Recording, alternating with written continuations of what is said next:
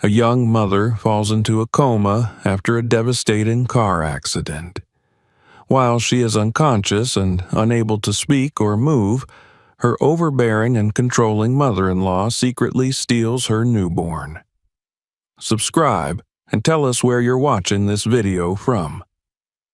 Rain pressed softly against the windshield as Rachel Monroe sat in her parked car, the engine humming beneath her. She exhaled, hands resting protectively over the swell of her belly. 35 weeks. It was hard to believe how close she was. The ultrasound photos, freshly printed and still warm in the folder on the passenger seat, showed a little hand curled like a seashell and a heart beating strong. Her OB-GYN had smiled and said, "It could be sooner than you think. He's ready." Rachel smiled to herself now, though a knot of worry tugged just beneath the surface. The sky over Seattle had turned slate gray, and a cold drizzle misted over the glass. She adjusted the air inside, turning on the defroster. Her fingers trembled slightly. Maybe it was nothing. Just nerves, just hormones, but something about today felt unusually still, as if the world had paused, waiting for something unnamed. She reached for her phone, hesitated, then set it back in her purse. Caleb had offered to drive her to the appointment this morning, but she'd waved him off, insisting she felt fine. He had looked at her skeptically as she grabbed the car keys. "You shouldn't be driving alone this far along," he'd said. "Especially not today. The storm's moving in fast." "I'm not an invalid, Caleb," she'd replied with a tired smile. "Besides, it's just a checkup." Now, sitting alone in the car, her heart beat a little too fast. It wasn't fear, not yet, just unease. She glanced at the folder again. Her son, the name they hadn't settled on yet, though she favored Ethan. Caleb preferred something more classic, like Henry, but they hadn't argued over it. Not really. They hadn't argued much at all lately. They hadn't talked much either. Rachel started the wipers and pulled out of the parking lot, merging onto the wet road. Downtown Seattle blurred behind her, and soon she was heading north toward home, the rain intensifying with each mile. The tires whispered over the slick pavement. Traffic was light. She checked the time, 4:23 p.m., and noted that the roads, unusually, felt too quiet for a weekday. She glanced at the radio, then back at the road. She didn't see the truck until the last second. The sound was not what she imagined a collision would be, not metal or glass.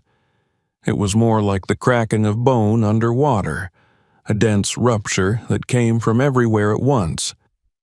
The impact flung her forward. Her head struck the steering wheel, and the seatbelt carved into her shoulder.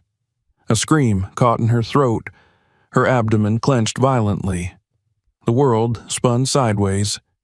Then the pain came. Sharp, paralyzing, primal. Her belly burned as if her skin had been torn open from the inside. Her water broke. She tried to speak, but blood filled her mouth. The smell of gasoline stung her nose. The windshield shattered like ice, and through it she saw rain falling in sheets. She turned her head with effort, neck screaming in resistance. Her car had been pushed into the guardrail. A large semi-truck loomed behind her, smoke curling from its hood. Its driver's door opened. A shadow stepped out. A man, tall, wearing a dark coat, his face obscured by the storm and the dimming light. Rachel's hand rose weakly. "Help," she tried to say, but it was just air. Her fingers curled and fell against the glass. The man walked toward her, then stopped. He stared for a moment and turned around. He walked away. A siren wailed somewhere in the distance. Maybe it was real. Maybe it was just in her mind. The pain was spreading, radiating down her legs, across her back. Her vision pulsed with black spots. "My baby," she whispered. "Please, not my baby." And then everything went dark. The sound of machines was the first thing she heard when she returned to the world, a steady beep, beep, beep, faint and mechanical like the echo of time itself. Rachel? A voice. Male. Familiar. Caleb. Light filtered through her closed eyelids. Her lips moved, but she couldn't feel them. She couldn't feel anything. "She's coming out of it," another voice said, female, clinical, vitals stabilizing, but motor function is still compromised. "What about the baby?" Caleb asked. His voice cracked. There was silence. The machines continued their steady rhythm. Rachel wanted to scream, to sit up, to demand to see her son, but her body felt like it belonged to someone else. Every inch of her was numb, trapped. "She's conscious," the doctor said. "That's the first step." Time passed, days maybe. She slipped in and out of sleep. Nurses came and went, their faces blurred like paintings washed by rain. At some point, her eyes opened. Fluorescent lights buzzed above her. The ceiling was sterile white. She couldn't move, couldn't lift her hand. Her throat was raw and something was taped to the side of her neck. She turned her eyes slowly, painfully. A woman stood nearby, adjusting a monitor. Black braids, soft voice. "You're awake," the nurse said kindly. "But don't try to move. You've suffered a spinal cord injury. The doctors are monitoring your progress. It'll take time." Rachel's lips cracked. Her voice was barely audible. "My baby," she rasped. The nurse froze. She glanced at the door. "Just rest," she said quietly. "Don't worry about that now." "No," Rachel whispered. "Where is he?" The nurse shook her head. "You're not ready. You need to focus on healing." Then she turned and left the room. The door clicked shut behind her. Rachel lay there, chest rising and falling rapidly. Tears slid down the sides of her face. She tried to scream, but no sound came. Her heart monitor beeped faster, out of rhythm with the slow, mechanical calm of the hospital. She waited. Hours passed. The shadows in the room shifted. At last, someone came again. The woman who entered wasn't a nurse. She was older, in her 60s, dressed impeccably in a tailored coat of dark velvet. Her hair was pinned back in a smooth bun. Her heels clicked softly on the tile. Evelyn Monroe. Rachel blinked. Where's my son?" Evelyn didn't smile. She walked to the foot of the bed, looking down with thinly veiled contempt. "You still have the nerve to wake up," she said. Then calmly she raised her hand and slapped Rachel across the face. The crack echoed through the room. "You don't get to ask about him," Evelyn said, voice cold. "He doesn't belong to you anymore." Rachel's breath caught. Pain exploded in her cheek, but it was nothing compared to the terror that spread through her chest. "What do you mean?" she gasped. "My son and I will raise him," Evelyn said. "You are unfit. Look at you, a broken body, a fragile mind. You were in a coma, Rachel. You didn't even wake up for your child." "That's not true," Rachel said, shaking her head. "I want to see him. He's mine." Evelyn leaned closer, her eyes like glass. "He's mine, now." The door opened again. Caleb entered, looking pale, his eyes distant. He was in a suit, briefcase in hand. Rachel reached for him. "Please, Caleb, don't let her do this." He looked at her and said nothing. Evelyn placed a hand on his shoulder. "He understands," she said. "Finally." Rachel felt something inside her break. They turned and left. The room fell silent again, filled only with the whisper of machines and the distant sound of rain. When the door opened hours later, it was a different nurse. Young, nervous, red curls tucked under a cap. "My name's Marina," she said softly. "I just started here. I want to help you." Rachel turned her eyes toward her. "Where is he?" she whispered. The nurse bit her lip. They said he's being cared for elsewhere, with family, but there are things that don't make sense. Rachel stared at her, pleading. I don't know what's going on, Marina said, glancing at the door, but I think you're being kept in the dark on purpose. Rachel reached for her, fingers twitching. Please, she said, find him. Marina nodded. I'll try. Outside the clinic, the clouds hung low over the city. Evelyn Monroe walked calmly to her car, where a baby carrier rested in the back seat. She leaned over the child, adjusting his blanket. The infant stirred, blinking up at her. You're safe now, she whispered. No more chaos, no more weakness. Just the future you deserve. The engine started, and she drove away. The clouds over Seattle thickened as Evelyn Monroe pulled into the long, curving driveway of her Mercer Island estate. The storm had passed, but the sky still hung heavy like the last exhale of a held breath. Inside the car, the newborn boy stirred gently in his carrier, wrapped in a pale blue blanket Evelyn had bought the same day she learned of Rachel's pregnancy. A soft gurgle escaped his lips as she turned off the engine. She stepped out of the car, heels clicking confidently on the stone pavement, then opened the back door. The baby, so small and unaware, blinked up at her with that unfocused, primal gaze of the newly born. Evelyn reached in, adjusted his hat, and smiled. Not a smile of warmth, but of possession. She lifted the carrier with surprising ease for a woman of her age and stepped into the house. Inside, the foyer was pristine and cold, the air filtered and faintly perfumed with eucalyptus and leather. She moved through the house like a woman fulfilling a vision long planned. In the nursery upstairs, painted a neutral gray, outfitted with a white oak crib, designer mobile, and monogrammed linens, the baby was placed gently into the crib. Evelyn stood over him, watching his chest rise and fall. You'll never remember her, she murmured, and one day you'll thank me. Downstairs, Caleb stood in the study, staring blankly at the decanter of whiskey he hadn't touched. His tie was loosened, his shirt rumpled. He had barely slept since the night Rachel was rushed to the hospital. He had been there during the surgery, had seen his son for the first time through the glass of the NICU, had held the tiny hand with shaking fingers. But nothing since then had felt real. When Evelyn entered the room, he didn't look at her. She's stable, she said simply, as if delivering a weather report. Caleb nodded. Doctor said she opened her eyes yesterday. She's not ready, Evelyn replied smoothly, still disoriented, confused.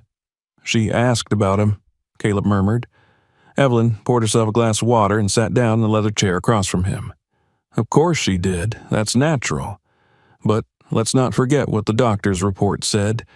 Acute psychological trauma. Possible dissociative state. Hallucinations. She didn't even recognize me at first. Caleb's jaw tensed.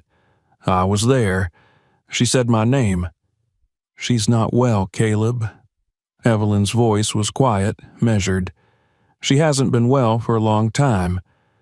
The stress of the pregnancy, the isolation, the way she's withdrawn from everything these past months, we've both seen it.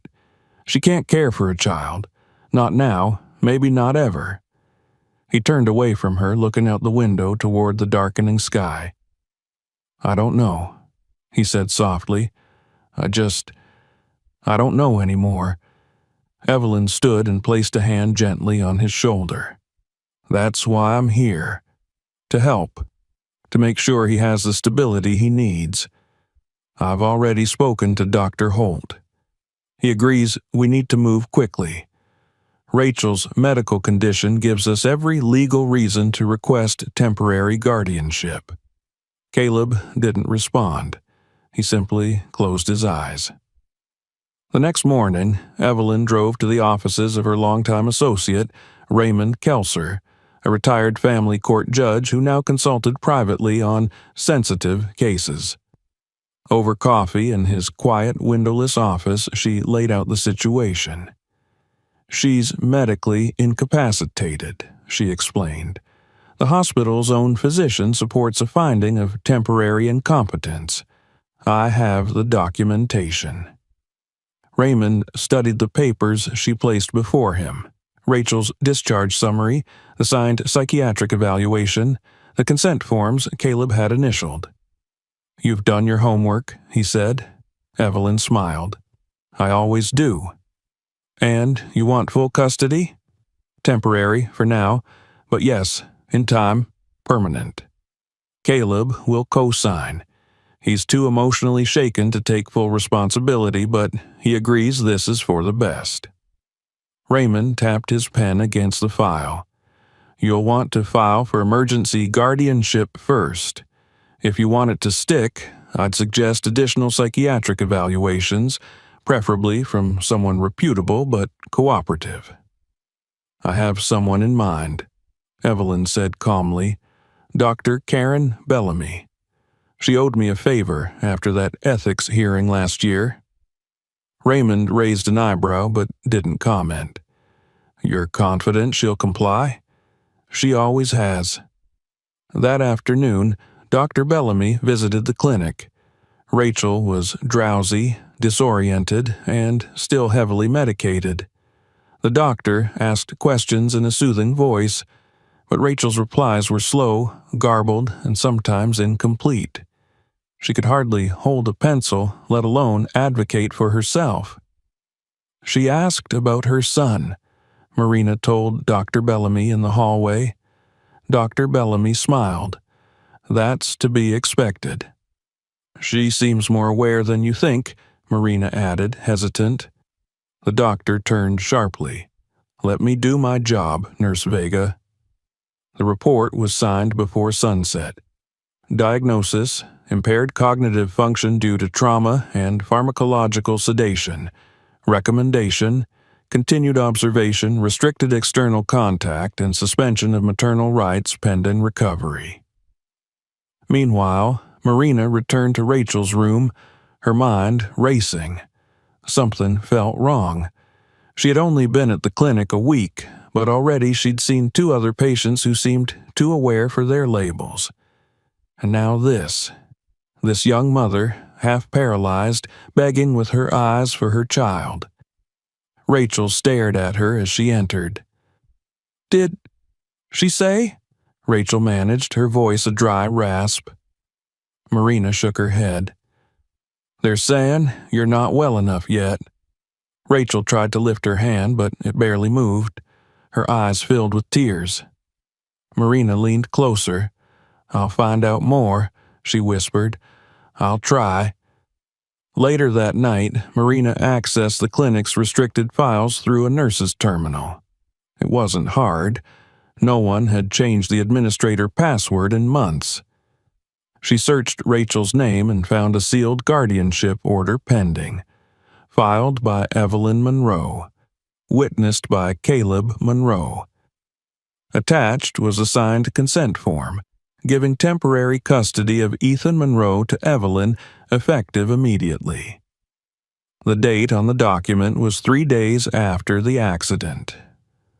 Marina printed a copy, folded it carefully, and slipped it into her coat.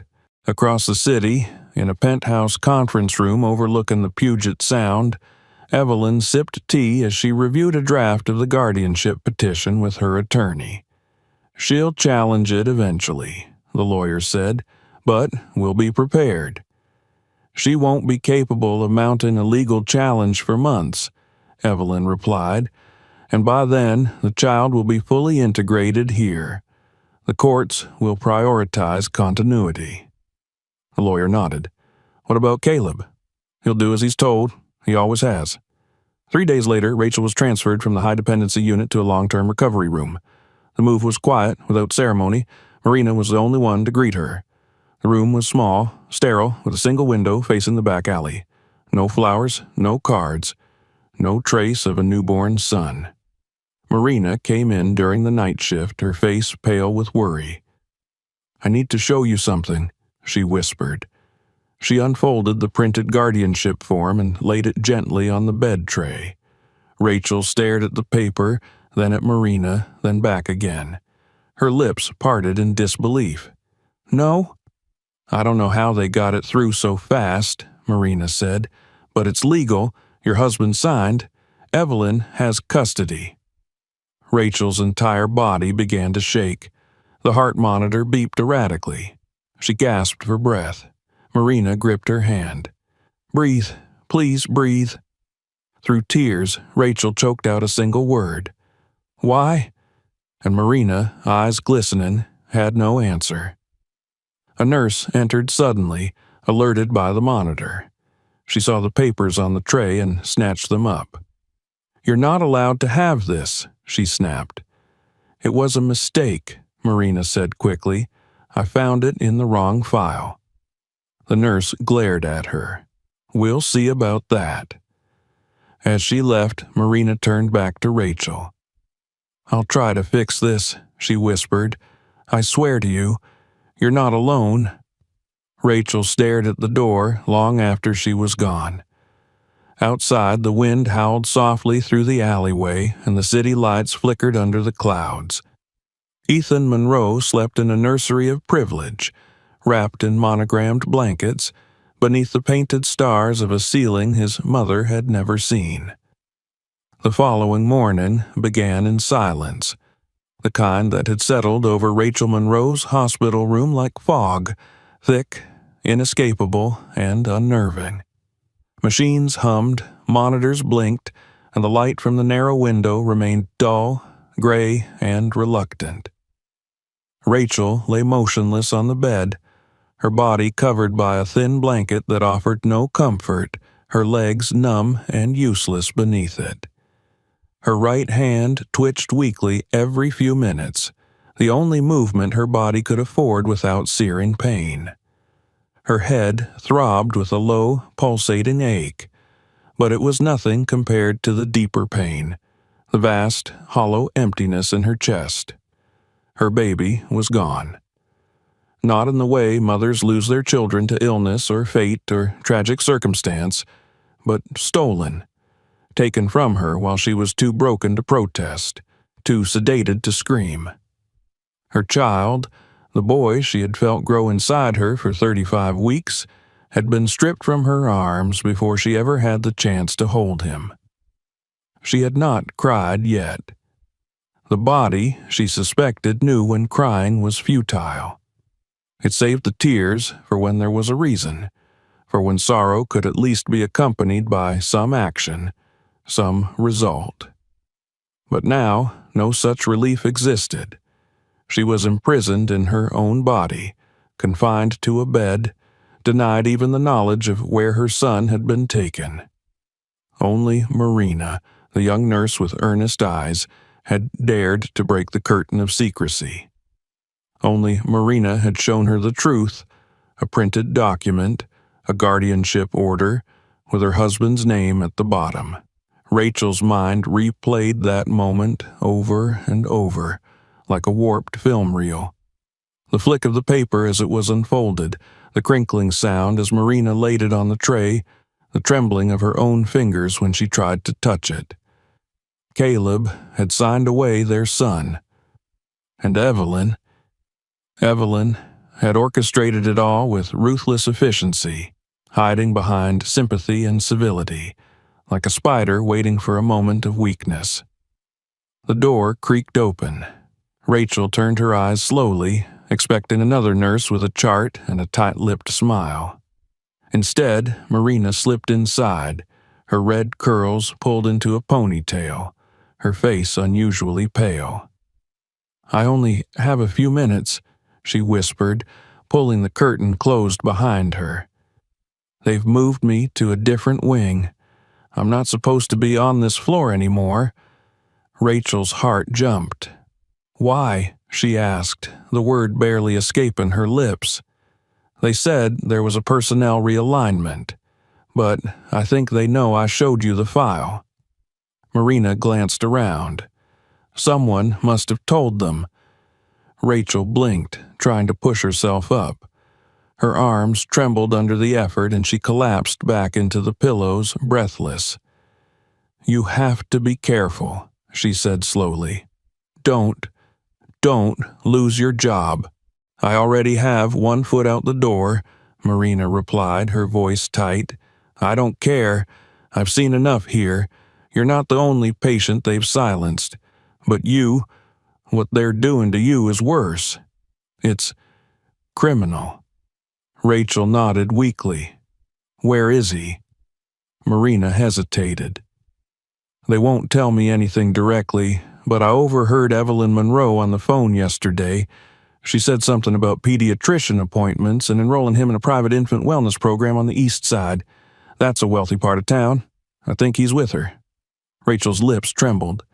"Does he know Caleb?" Marina's eyes softened. "I saw him once, at the nurse's station. He looked lost." Rachel turned her head away, her face pressed into the side of the pillow. Marina stood quietly for a few moments, unsure what to say. Then she reached into her pocket and took out a small notebook and pen. "You can barely write, but maybe if you dictate something, I'll write it down. Is there anyone you want to contact?" Rachel turned back to her, hope flickering in her eyes. "My sister," she said. "Anna Harper, Portland." Marina wrote it down carefully. "Okay, I'll see what I can do, but they monitor outgoing communication." Rachel forced herself to keep her eyes open. Her brain was sluggish, her thoughts floating like dust motes in murky water. But one thing was clear. She had to get stronger.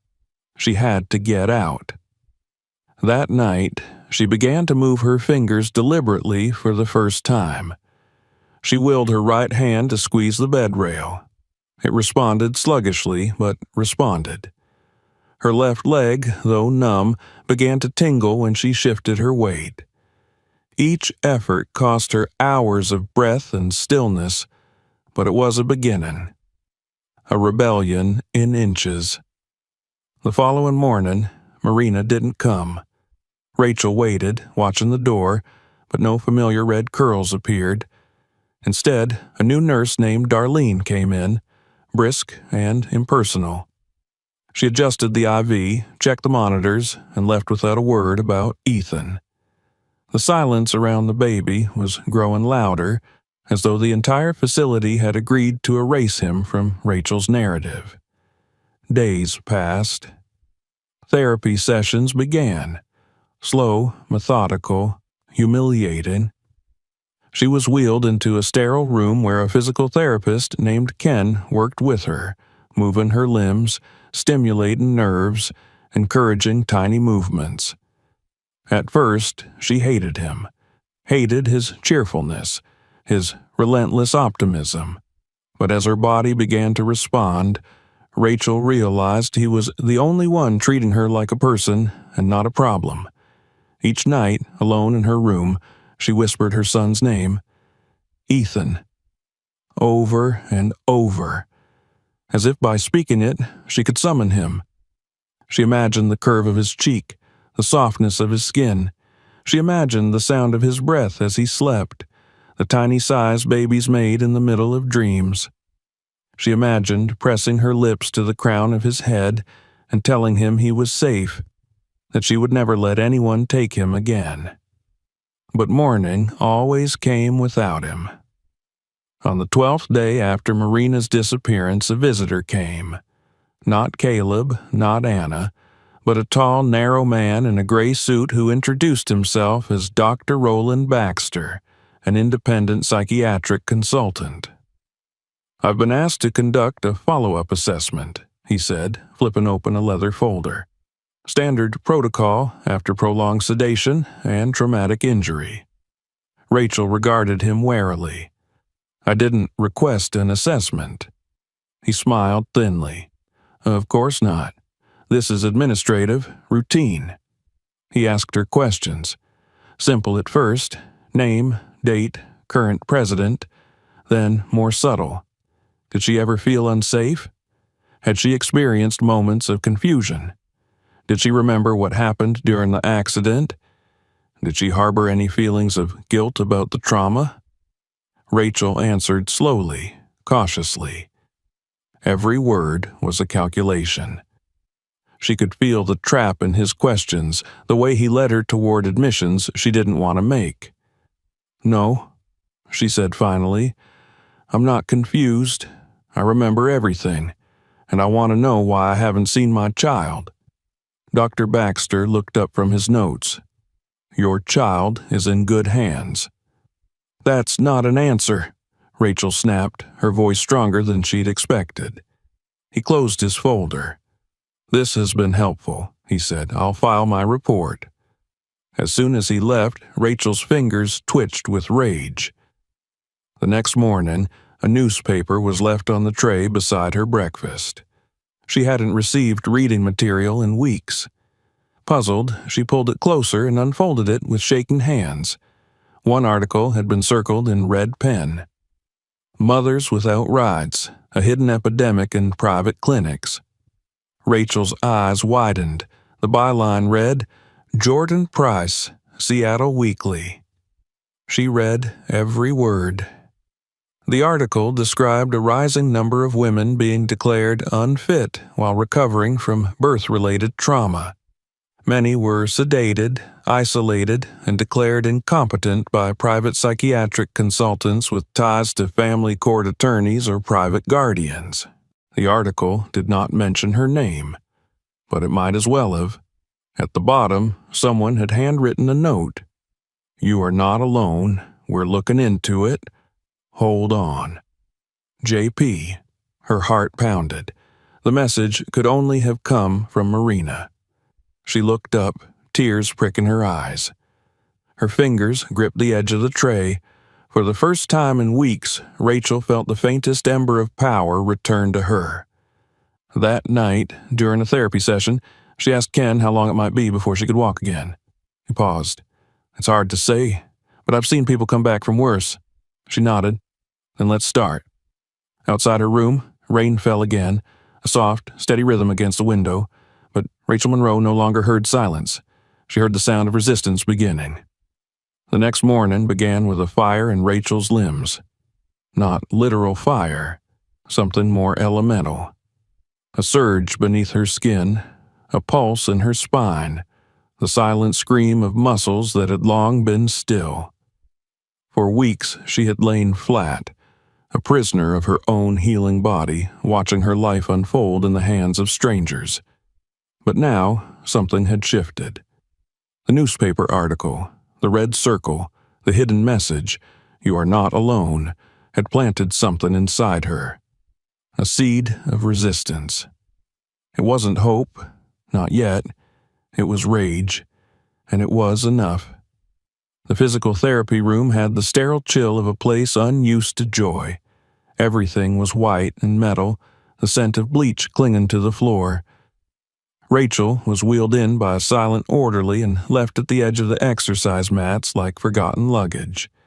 Ken, her therapist, greeted her with his usual nod and clipboard. He was a man of routines, and Rachel appreciated his lack of sentimentality. "We're going to start with the arms again today," he said, glancing over her vitals. "If your pressure holds, we'll move to assisted standing by next week."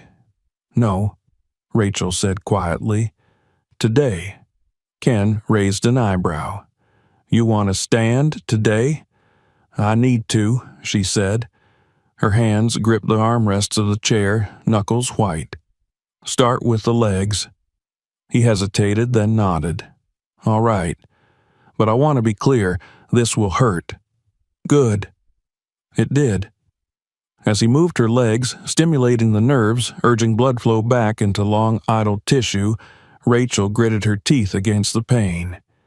Sweat beaded along her forehead, her heart pounded out of rhythm, and more than once she felt the room tilting. But she didn't stop.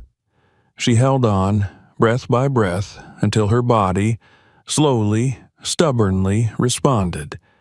By the end of the hour, she had shifted her own weight in the harness for the first time. It wasn't standing, but it was upright. It was more than the clinic ever expected from her. When Ken gently lowered her back into the chair, he looked at her with new eyes. "You've been holding back," he said. "No," Rachel replied. "They've been holding me back." That evening, alone in her room, she traced the muscles in her thighs with her fingers. They were weak, softened by weeks of disuse, but they were hers, still hers. She flexed her toes until they responded. Then she reached for the notebook Marina had left hidden in the false bottom of the drawer. In it, she began to write. "Ethan. Your name is Ethan. They gave you to her, but you are mine. I will come for you." Her handwriting was shaky, crude, slanted like the hand of a child, but it was a declaration. The next night, Marina returned.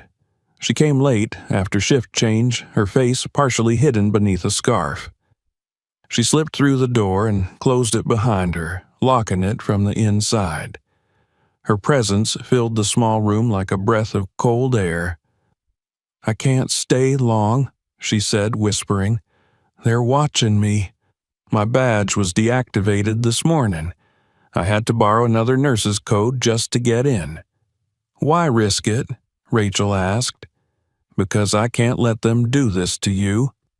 Marina pulled a folded sheet from her pocket. "Jordan Price wants to meet. He said you need legal representation. He's contacted someone. Her name is Iris Talbot. She's taken cases like this before. She's hard to scare." Rachel stared at the paper. "I'm ready," she said. "Tell him yes." Marina nodded. "There's more. Evelyn visited the clinic yesterday. She didn't ask to see you. She went straight to the administrator's office. Afterwards, 2 files were deleted from your chart, your therapy progress, and a note from Dr. Lin saying you showed full cognitive awareness." "They're erasing my recovery," Rachel whispered. "Yes, and I think they're preparing to transfer you to another facility, somewhere out of state." "No," Marina looked at her. "We have to act fast. Can you sign something? If we can get a power of attorney filed, Iris can start moving on your behalf." Rachel nodded. "Bring it. I'll sign." Later that night, after Marina had left, Rachel began to work. She forced herself to sit up on her own. She moved from the bed to the chair without assistance. She dressed herself inch by inch, muscle by muscle. Every motion was an act of defiance.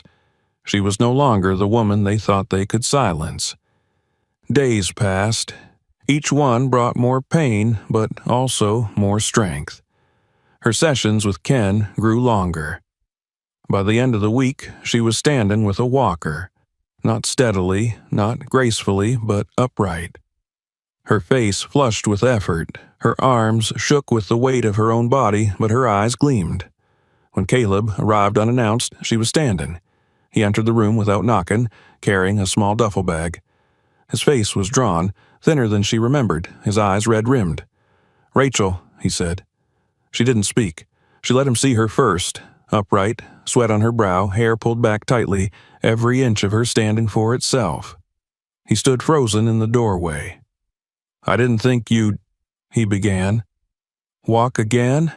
she said, voice hoarse. "They didn't think I would either. You signed papers that said I couldn't." He looked down. "I didn't know what else to do. They told me you were gone, Rachel. They told me you wouldn't wake up. But I did. I know." He stepped closer. "I came to see if you're ready to talk." "About what? The son you gave away? The mother you empowered to erase me?" Caleb sat in the chair across from her, his hands shaking. "She said it was temporary. She said it was for Ethan's safety." "His safety?" Rachel barked a bitter laugh. "From what? Me? I'm his mother." "I know." His voice cracked. "I made a mistake. I see that now." She stared at him. "Do you?" "Because she's not done. She's deleting records, planning to move me. I won't let it happen." He looked at her, the full weight of guilt settling in his shoulders. "What do you want me to do?" Rachel turned her eyes toward the window where the rain had started again. "Testify, tell the truth, and stay out of my way." He nodded. "All right." That night, Marina returned with the power of attorney form. Rachel signed it with a trembling hand, the pen pressing hard into the paper. The next day, Iris Talbot arrived at the clinic.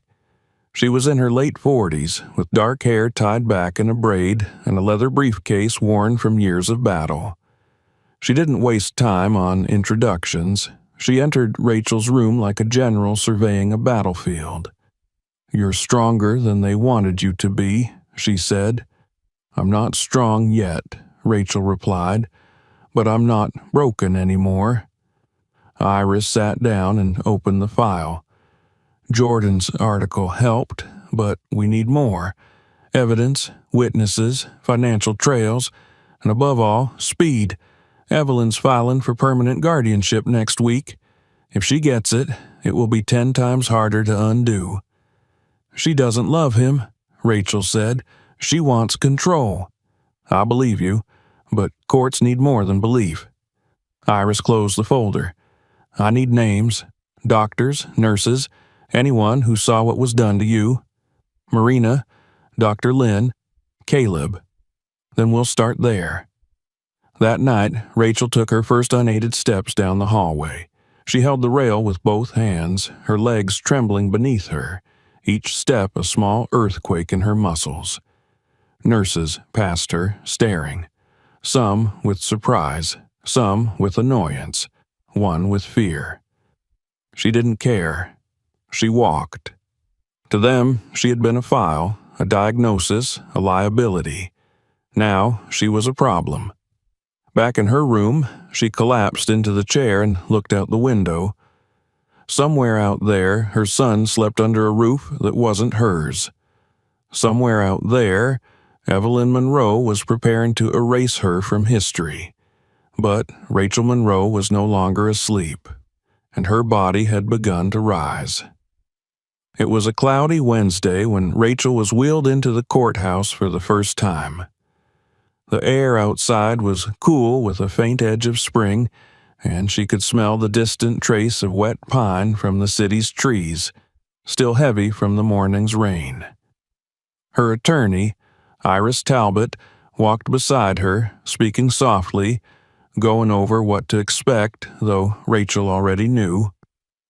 She had imagined this moment every day since she'd awakened in that hospital room, since she'd first seen the guardianship papers and realized her son had been taken from her. But nothing in her imagination had quite captured the sound of the courthouse doors closing behind her, the echo of wheels on tile as the chair rolled forward, or the sterile chill that replaced the weather once they entered the marble atrium. She was not here as a mother, not really. Not yet. She was here as a petitioner, someone asking to be recognized as something she had never stopped being. And in this place, titles were granted by paperwork, not biology or love or pain. Iris pushed the wheelchair herself, refusing to let anyone else near. Rachel was dressed plainly, in a long-sleeved navy blouse and a gray wool skirt that fell over her legs, her hair combed back and fastened with a black clip. Her posture was straight, her face calm, but her fingers trembled on the armrest. They entered the courtroom. It was smaller than she expected, intimate, almost clinical. A few rows of benches lined the back wall. Caleb sat in one of them alone, looking worn. His suit was wrinkled, his tie crooked, but his eyes met hers as she was wheeled past. She didn't nod, didn't look away, only stared until he dropped his gaze. At the petitioner's table sat Evelyn Monroe, dressed impeccably in a tailored cream jacket and pearl earrings, as though she were attending a board meeting.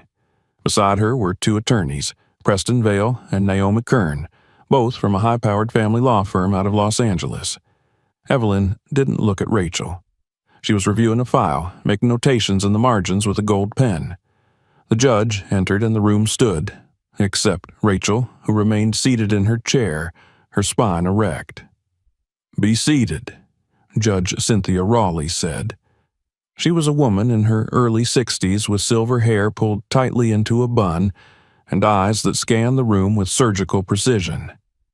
"This is case number 1476F, Monroe v. Monroe, regarding the guardianship of minor Ethan Monroe.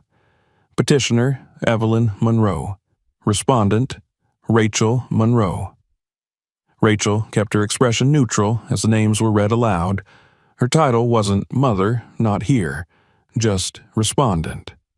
A word that suggested defense, implication, accusation. Preston Vale rose first, addressing the court with practiced ease. "Your Honor, we submit that Evelyn Monroe is currently the temporary legal guardian of Ethan Monroe, having obtained this status under emergency conditions when the child's biological mother was medically incapacitated following a motor vehicle accident. At that time, Miss Rachel Monroe was nonverbal, partially paralyzed, and undergoing psychiatric observation. Her attending physicians agreed she was not competent to make decisions on behalf of her child." He turned briefly toward Rachel, then back to the judge. "Though we are pleased by Mrs. Monroe's recent physical improvements, we remain concerned for the child's welfare. Ethan Monroe has been under the petitioner's exclusive care for nearly 2 months. He is thriving, emotionally, physically, developmentally. This hearing is to determine whether it is in the child's best interest to remain in that environment or to be returned to a mother whose current abilities, mental, physical, and emotional, are not, we believe, sufficient." Iris stood. Her voice was low, measured, each word placed deliberately. "Your Honor, my client, Rachel Monroe, was indeed injured in a severe accident. But she is not, and never has been, mentally incompetent. She is a victim of trauma, not madness. She was denied her child while in recovery and without due process. Her husband, who initially signed over temporary custody under pressure, has since acknowledged he was misled and has provided a sworn affidavit to that effect. We intend to demonstrate that the transfer of guardianship was neither legal nor ethical." Judge Raleigh nodded. "Proceed with your witnesses." Preston called Evelyn to the stand first. She moved smoothly, as if she had done this many times before, and sat with an air of quiet confidence. "Mrs. Monroe," he began, "can you describe the condition in which you found your daughter-in-law after the accident?" "She was unconscious for nearly 2 weeks," Evelyn said, voice calm and steady. "When she awoke, she was incoherent. She didn't know her name.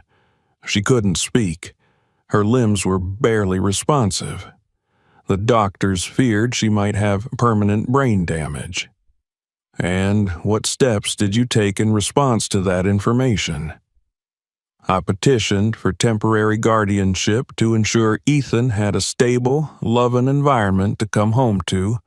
My son, Caleb, was in no condition to care for an infant alone. He was devastated by Rachel's condition and overwhelmed." Iris rose. "Mrs. Monroe, did you inform Rachel's family, her sister, her parents, before filing for guardianship?" "They were unreachable at the time. Have they since contacted you?" "I have not received any direct communication from them," Evelyn said coolly. "Do you recall telling staff at the clinic not to share updates about Ethan with Rachel?" "I told them not to distress her unnecessarily. She was fragile." Iris leaned in slightly. "Did you, at any point, consider that Rachel might recover and wish to reclaim her son?" There was a pause. "I considered it," Evelyn said, "but I didn't believe it was likely." Caleb was called next. He sat stiffly, hands clasped in his lap, eyes flickering nervously toward both women. He confirmed that he had signed the guardianship papers, but added that he had been under emotional duress and had not fully understood the permanence of what he was doing. "I thought Rachel might not wake up," he said. "Evelyn told me that if we didn't act quickly, the state might intervene. I didn't know what was right." Iris moved in gently. "Do you now believe Rachel is capable of caring for Ethan?" He hesitated, then nodded. "Yes." Evelyn's attorneys objected to the relevance of his opinion, stating that as a father who had relinquished his rights, his testimony should carry limited weight. Judge Raleigh allowed it to stand. Then it was Rachel's turn. Ken, her physical therapist, testified first. He spoke of her progress, her commitment, her strength. "I've worked with stroke survivors, spinal cord injuries, trauma patients," he said. "Rachel's recovery is among the most determined I've seen. She pushes herself harder than anyone. She's focused, disciplined, and her primary motivation is her son." Dr. Lynn, the clinic's former neurologist, had to be subpoenaed. He arrived nervously, carrying a slim folder of medical notes.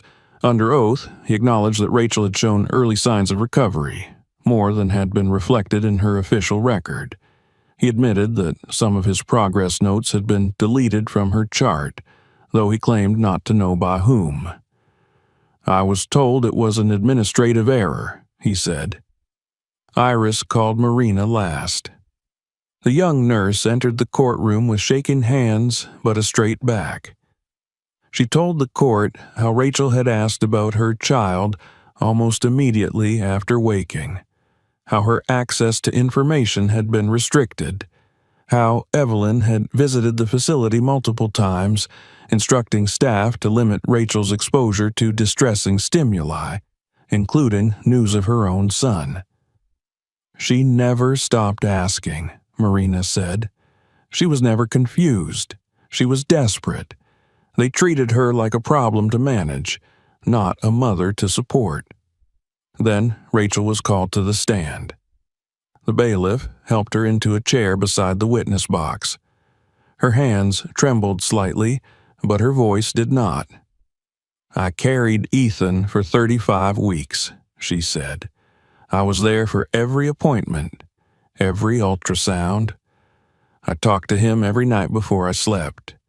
When the accident happened, I didn't know if I would survive, but the first word I tried to speak when I woke up was baby. They didn't let me see him.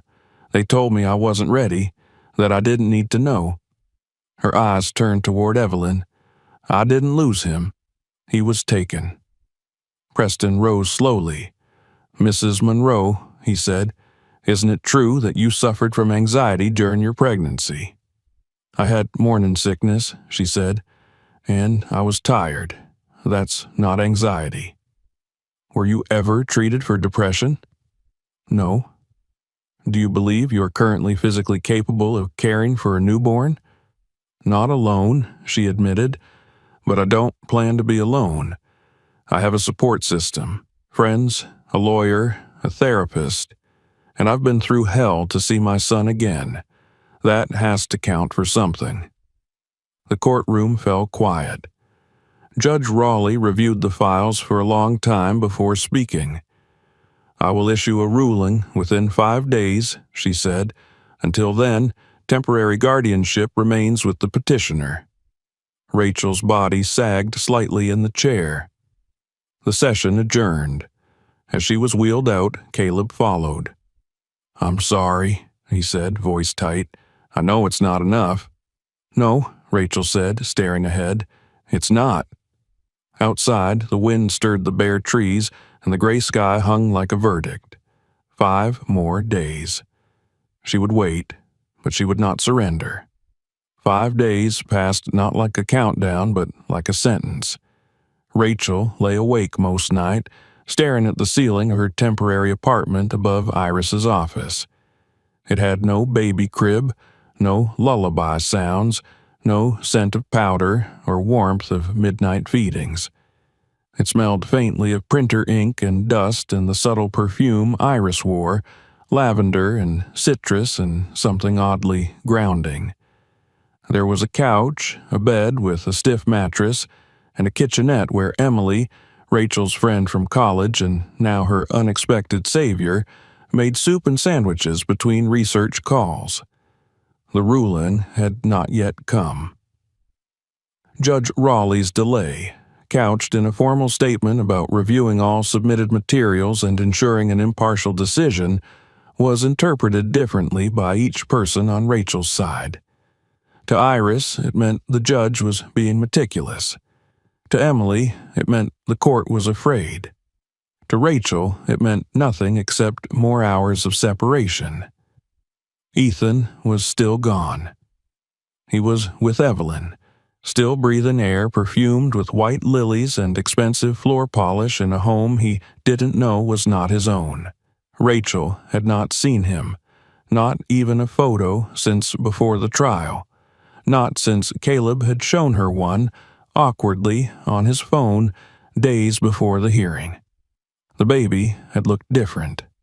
Bigger, rounder. His eyes had opened fully now, blue like hers, not gray like Caleb's. His skin was no longer mottled, his mouth firm and pink and full of life. And she was missing all of it. Rachel had not cried during the trial. She had not wept in court. Not once had she collapsed, broken. Not when Marina testified. Not when Evelyn stared at her with that smug indifference. Not even when the judge delayed her decision. But on the fourth night after the hearing, she sobbed uncontrollably into a folded towel to keep from waking the others. Her body bent forward, clutching the pillow like it was her child, gasping for air between gulps of grief.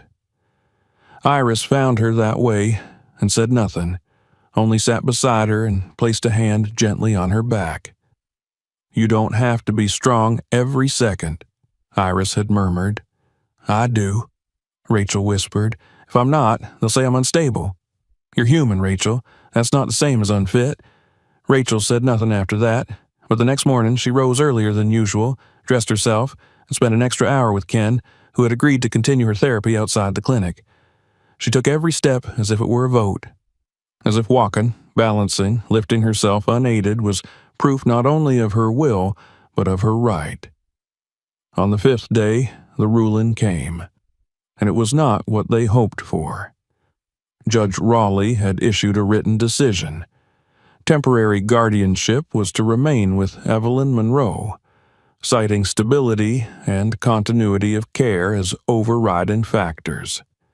While the court acknowledged Rachel's improvements and did not dispute her competence, it ruled that an abrupt change in environment might be harmful to the child. Visitation rights were granted, 2 supervised sessions per week, each 2 hours long, under the oversight of a court-appointed child welfare officer. Rachel stood at the window of Iris's office, reading the printed ruling with hands that trembled so violently she could barely hold the pages. Her knees went weak, and she sank into the chair as if the earth had suddenly disappeared. "They gave her my child," she said, voice cracking. "No," Iris said firmly, sitting across from her. "They gave her time. That's all this is, a stalling tactic, and we're going to break it." "I don't want time," Rachel said. "I want my son." "Then we appeal." Iris didn't hesitate.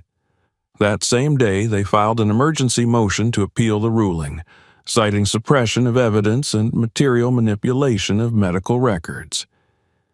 Jordan Price, the journalist who had begun writing about Rachel's case in the local press, published a second expose that night. This time, he named names. He included the details of Dr. Bellamy's questionable psychiatric assessments, the deletion of Dr. Lynn's progress notes, and Evelyn's long history of influence within the judicial system. The article caught fire. Rachel's case went from whispered court scandal to local headline, The next morning, a sealed envelope arrived at Iris's office. No return address. Inside was a scanned copy of a financial transfer. Evelyn Monroe to Matthew Holt, dated 2 days before Rachel's accident. $60,000. Iris studied the document for several minutes in silence, then picked up the phone. "Get Price on the line," she said, "and tell him this time we name the doctor, too." Rachel sat in stunned silence. "They paid to steal him from me," she said. Emily leaned forward. "They paid, which means it's traceable, which means we can use it." 2 days later, the appeal was accepted for review. A new hearing was scheduled. This time, Rachel would have stand-in as a co-guardian and active litigant. She would be allowed to testify fully, and new evidence, including the bank transfer and a sworn affidavit from Caleb admitting to coercion, would be admitted. The courthouse was different this time. There were cameras, protesters, reporters. Rachel entered through a side door accompanied by Iris, Emily, and Marina, who had agreed to testify again.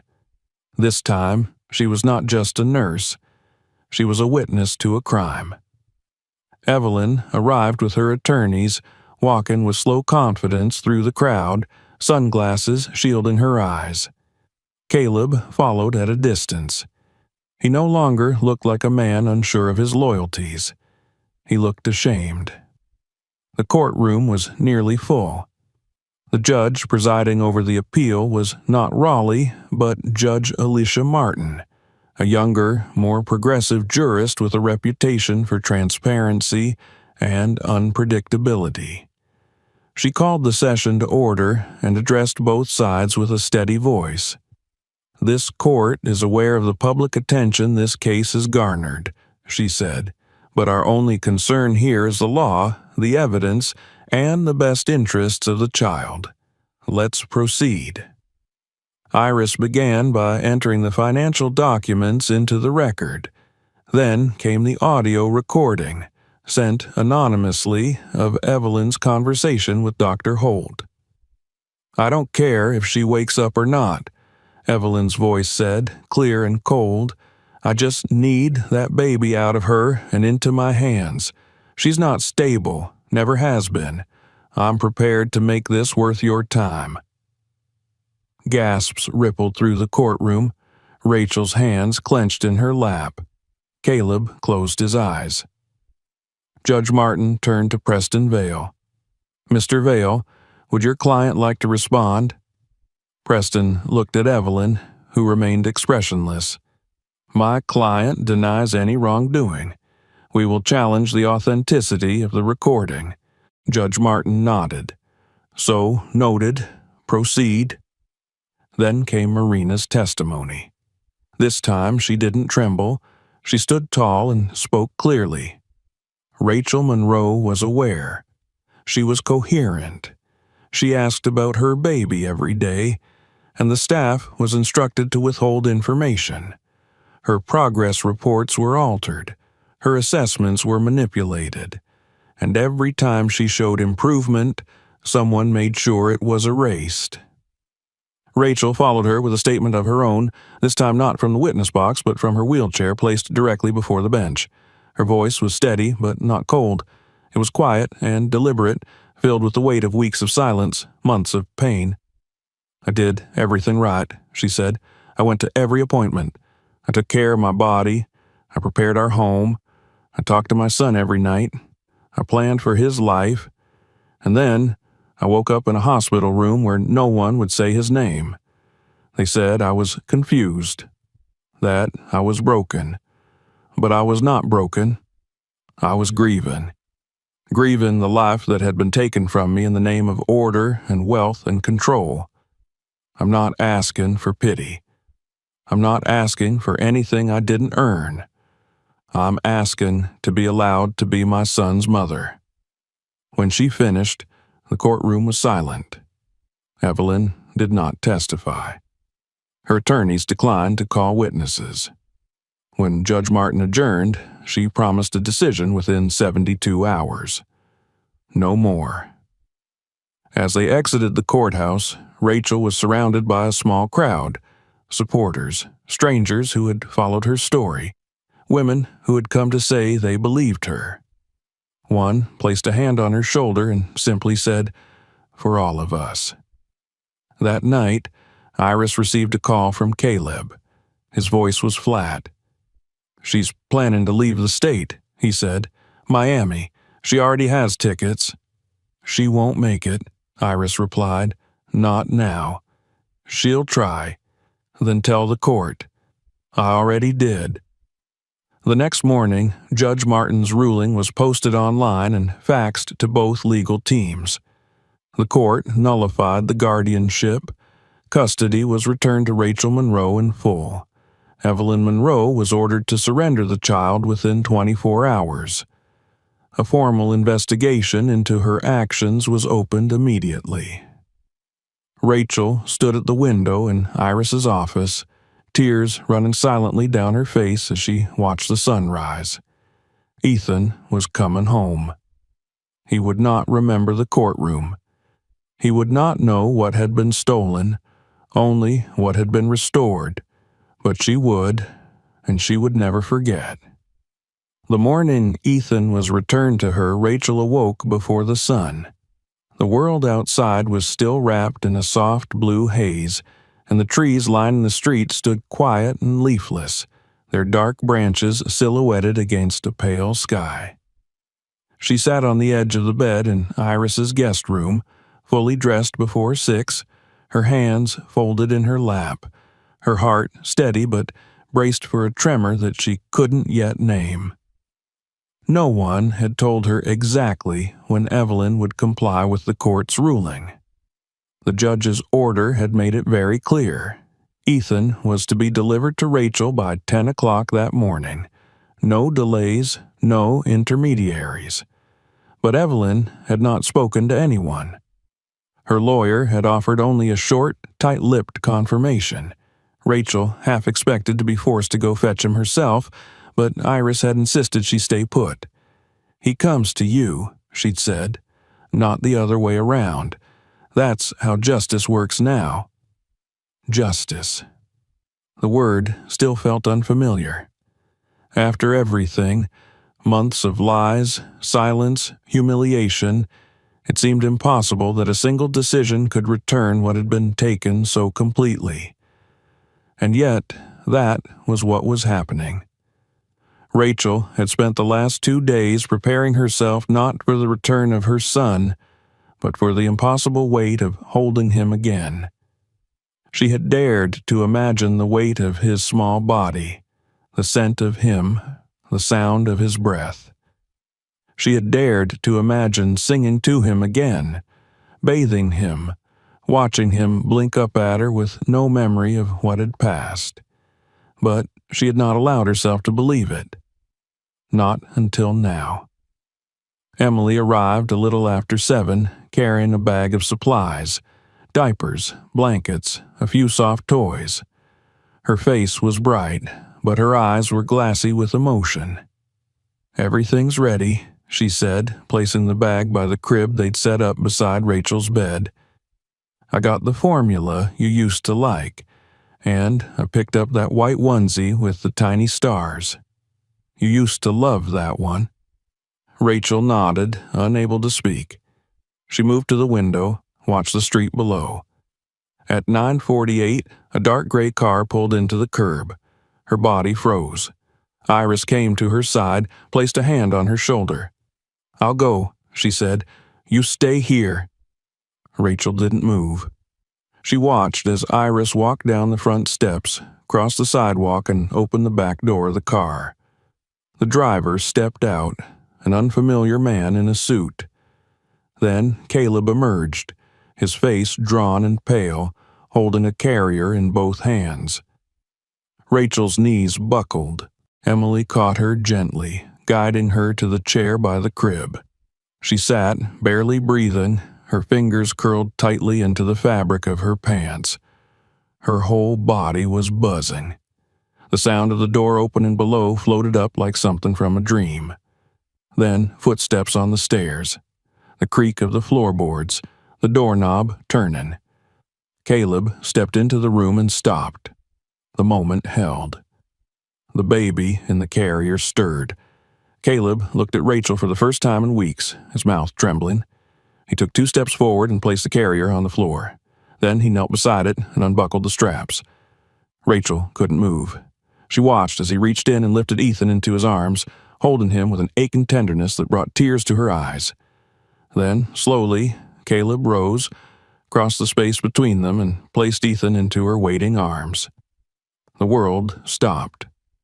Rachel held her son against her chest, one hand behind his head, the other cradling his back. He was warm. He smelled of milk and faint cologne, but beneath it, she could still smell him, her child. He made a soft noise, a little squeak of protest, then settled. She pressed her lips to the top of his head and breathed in. Her body shook. Neither Caleb nor Iris nor Emily spoke. No one moved. The moment belonged to Rachel alone. She didn't cry, not right away.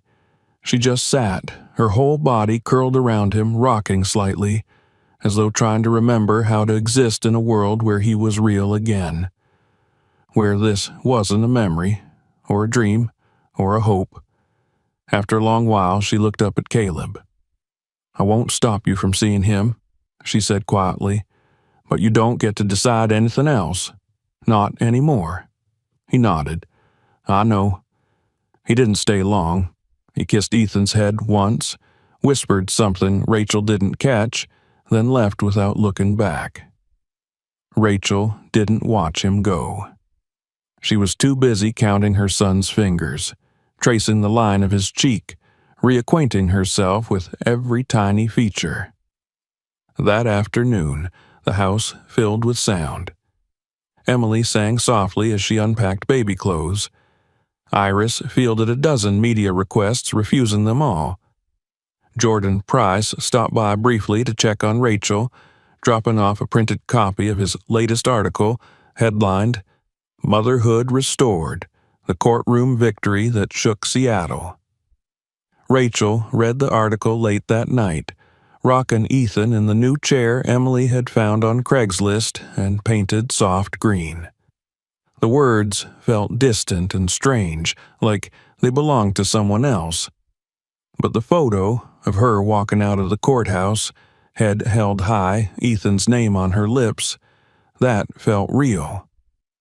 2 days later, Rachel moved out of Iris's apartment and into a small yellow house just outside the city.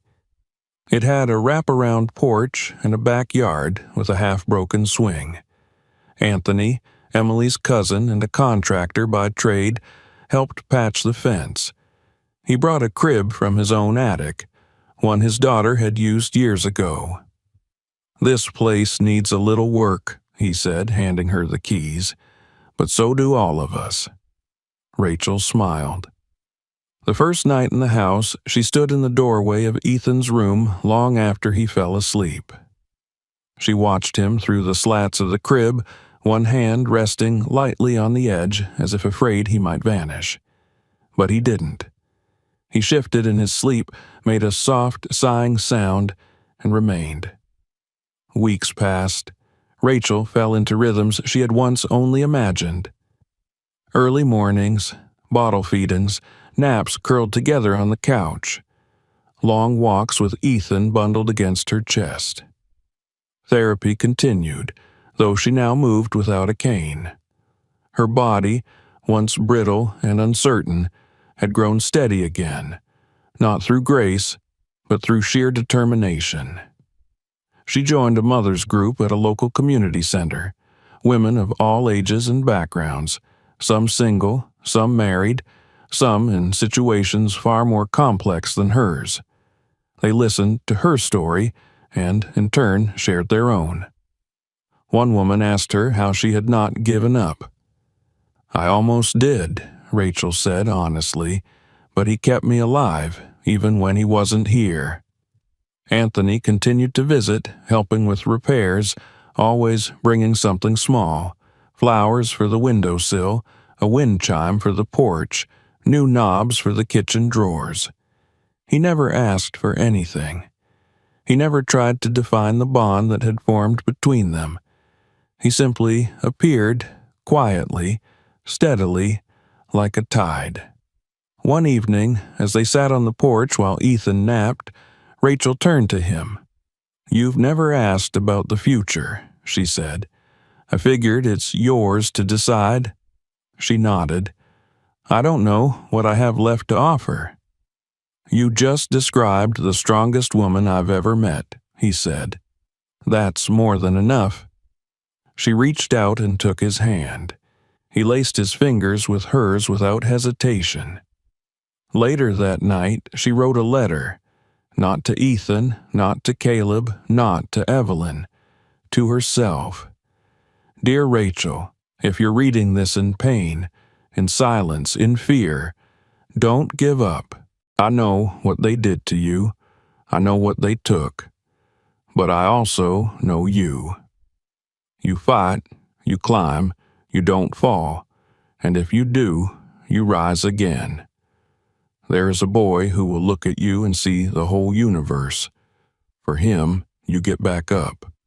For him, you don't let them win. Signed, Rachel.